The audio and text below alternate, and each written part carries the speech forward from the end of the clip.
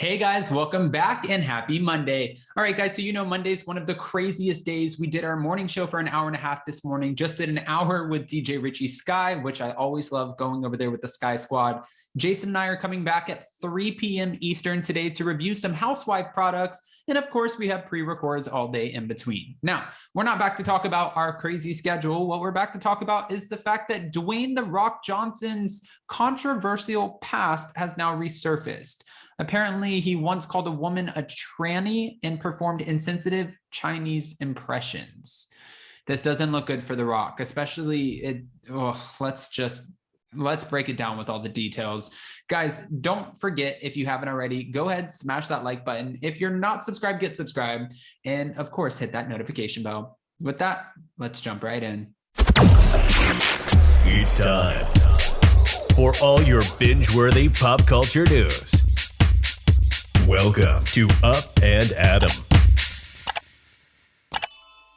All right, guys, so thank you to Radar Online for another incredible write-up, but from what we're hearing, this is very disturbing news, and we all love Dwayne "The Rock" Johnson. He's on some of our favorite movies. He's one of the highest paid actors in Hollywood at the moment, has such an infectious smile, super sweet, and who knows, we don't know him in person. Most of us don't, maybe you do, but everyone just loves this guy, but we're not going to love what we have to talk about today. From what we're hearing from Radar Online, Dwayne "The Rock" Johnson is coming under fire after an old tweet of his, where he called a nursing student a tranny, and a video of him performing an insensitive Chinese impression have resurfaced after he jumped into the Joe Rogan mess. Now, according to the Daily Mail, the tweet made by the 49-year-old Jungle Cruise actor was brought to light following his complete 180 regarding his defense of Rogan after the comedian's own racist and transphobic comments made on his podcast, The Joe Rogan Experience, were brought to the world's attention. Now, Dwayne Johnson tweeted on Friday, "I was not aware of his N-word use prior to my comments, but now I've become educated to his complete narrative. Learning moment for me." Now, this is what Dwayne tweeted on Friday in a complete reversal from his prior stance defending his longtime buddy. But shortly after The Rock's complete 180 on Friday regarding Rogan, his own alleged insensitive, transphobic, and what they're calling racist past resurfaced on Twitter, causing people to call out the actor for being a hypocrite and showing that the double standard is real. "It's not our fault you're turning tranny tricks to put yourself through nursing school," Dwayne Johnson tweeted in 2011 in response to a former fan criticizing him. "It's not our fault you're turning tranny tricks to put yourself through nursing school."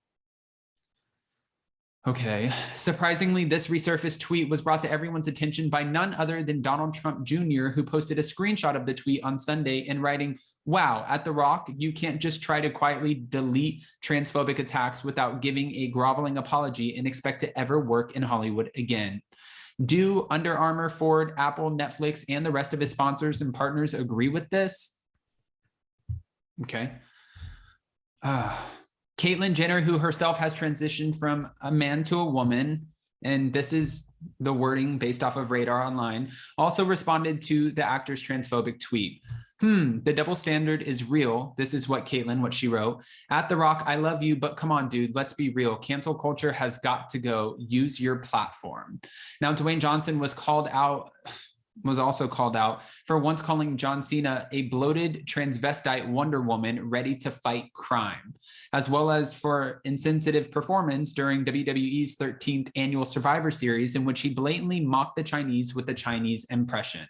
As Radar previously reported, many people are up in arms over Dwayne Johnson's own history of racism and transphobia due to his recent defense of Rogan. "I've been buddies with Rogan for many years." His response was articulate, straight up, and fair. This is what Dwayne said just days before reversing his stance on Friday.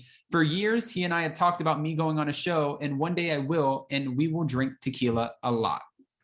Guys, this is, again, absolutely incredibly disturbing. This is not something that any of us wanted to see. And unfortunately, it has surfaced, and it obviously came from Dwayne because it's coming from allegedly came from Dwayne because it's coming from his verified account.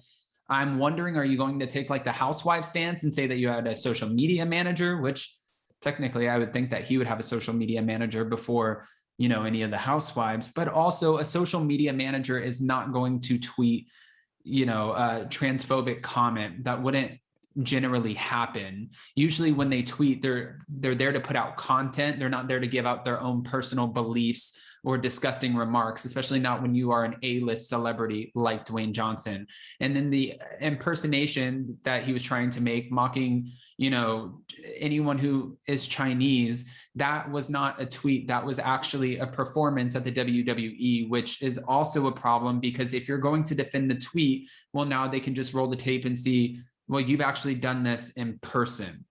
But guys, I don't want to just give you this information and not ask what you think. What are your thoughts about Dwayne Johnson's controversial past with these tweets and the statements that he made at the WWE? And how do you feel about Donald Trump Jr. being the one who is calling him out on all of this? Where did you find a tweet, where did you find this tweet, Donald Trump Jr., especially if it came from 2011? So this tweet is 11 years old, but Donald Trump Jr. got his hands on it.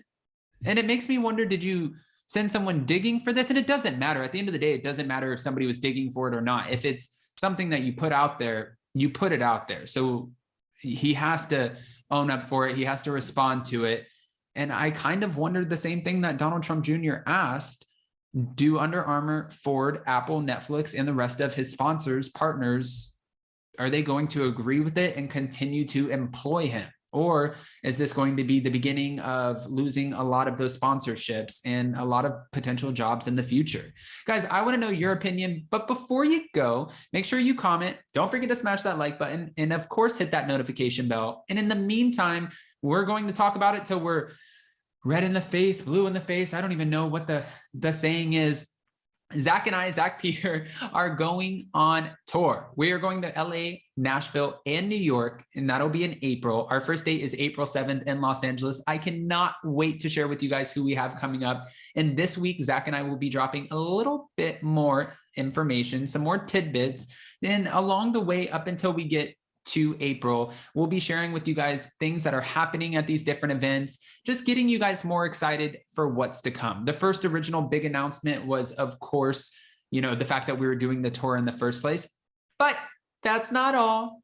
There's going to be more. So if you want to come see us and come hang out with us, come play with us and go to the after party, even the pre-party, I want you at all of them. Just go to spillingtealive.com, buy your tickets, join us, and if you go buy your tickets, just send me a screenshot on my DMs on Instagram at Up and Adam Live, and I will repost them. I love you guys so much, and I will see you so very soon. Bye, guys.